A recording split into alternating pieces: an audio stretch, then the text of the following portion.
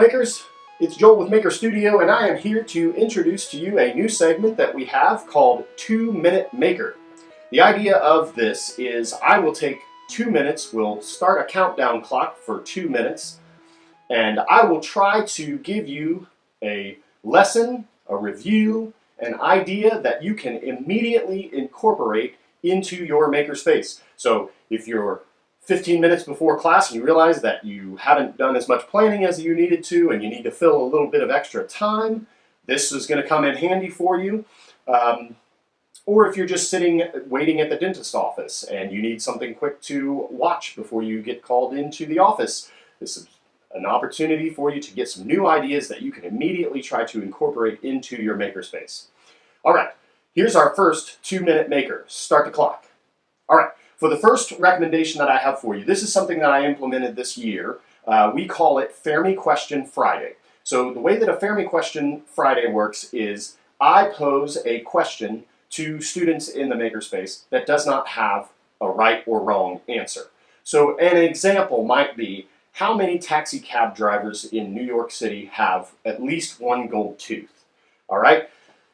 There's obviously not a way that they can Google that to find a quick answer to it.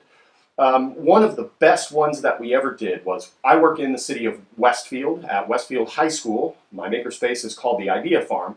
And so one Friday, I asked my students, how much does the city of Westfield weigh in pounds?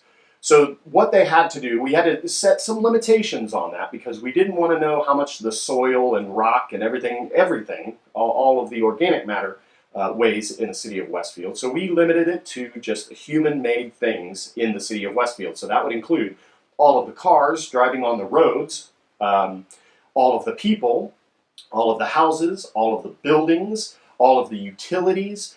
Anything that they could think of that was human created in the city of Westfield, they had to estimate how much that weighed. Now, what's the point of this?